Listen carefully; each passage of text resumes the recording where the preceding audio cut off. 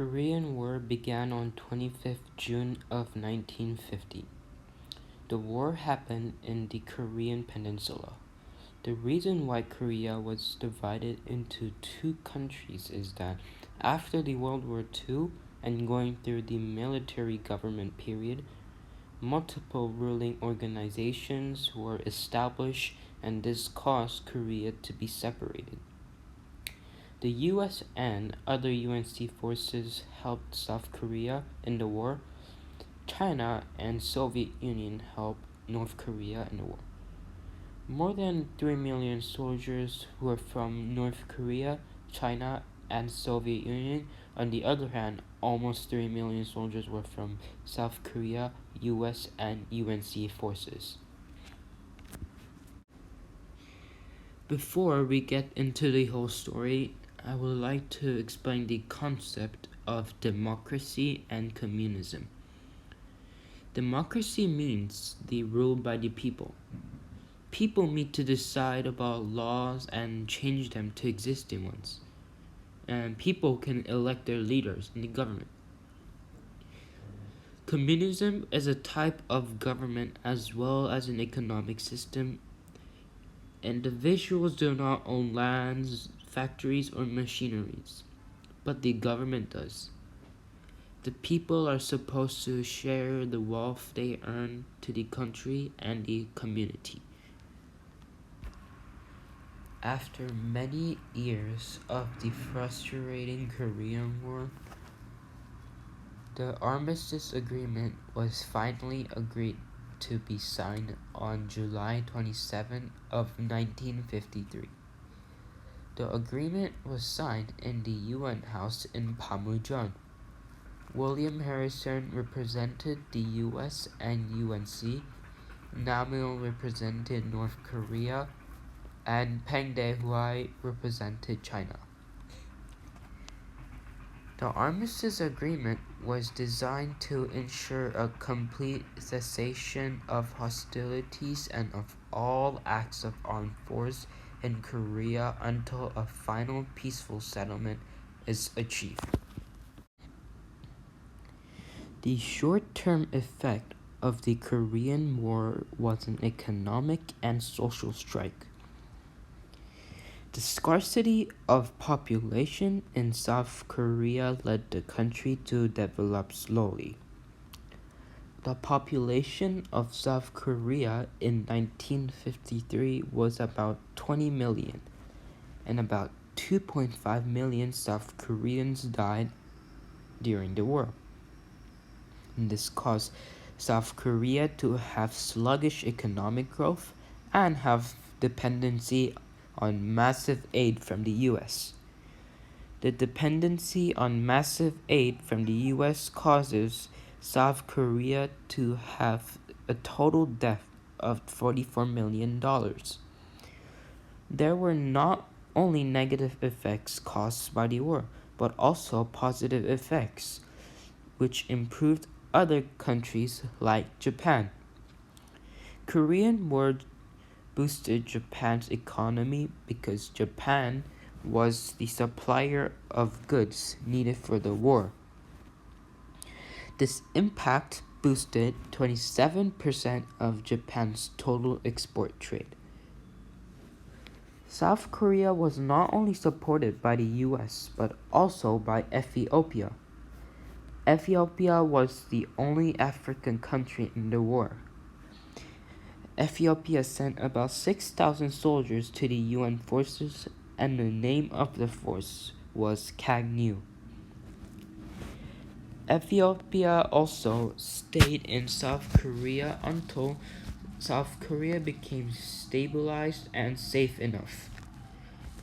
To repay what Ethiopia did to South Korea has supported Ethiopia by providing medical instruments, technology, and charities. The long-term effect of the Korean War was that South Korea became very poor after the war. It is because after the war, About 2.5 million civilians died, and this caused the GDP to result only $40.9 million. Now the GDP is $1.6 trillion. South Korea is 10th place in the world GDP rankings. But how exactly did South Korea manage to increase their GDP? It was from South Korea's rigorous education system. The education system spurred the high technology boom and rapid economic development. Also, families were separated so they could not have any communication with each other. Many people in North Korea made multiple attempts to escape from North Korea.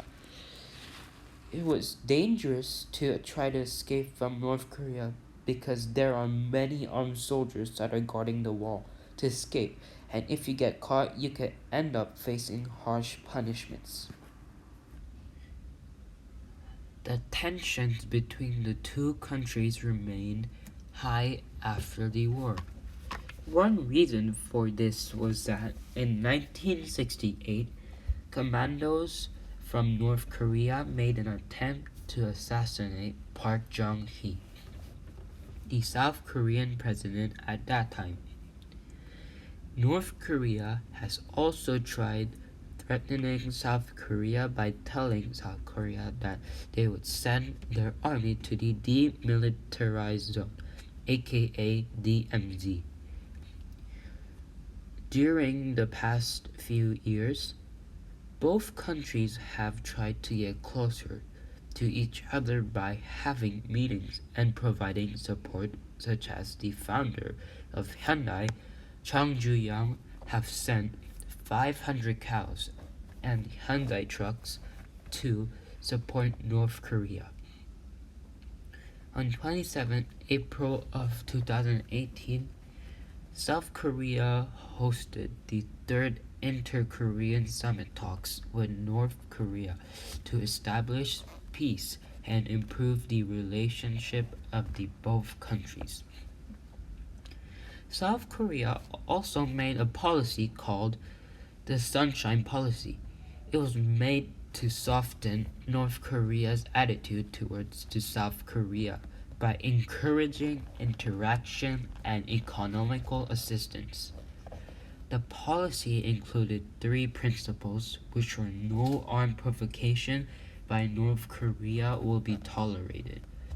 South Korea will not attempt to absorb North Korea in any ways, and South Korea will actively seek cooperation and promote reconciliation. If I were the president of South Korea, I would try to have inter-summit talk meetings often with North Korea to persuade them to give up nuclear power for the global security. Global security can end terrorism, prevent pandemic diseases, which is very important these days, stable financial markets, and bring about peace. One of the good ways to achieve a good relationship is by providing aids, such as vaccines, medical instruments, and medicines, because COVID-19 is getting more serious these days. Another way of achieving a good relationship is by trading products to each other to benefit and help the country financially. When the relationship of South Korea and North Korea gets really close, I will send a reunification request.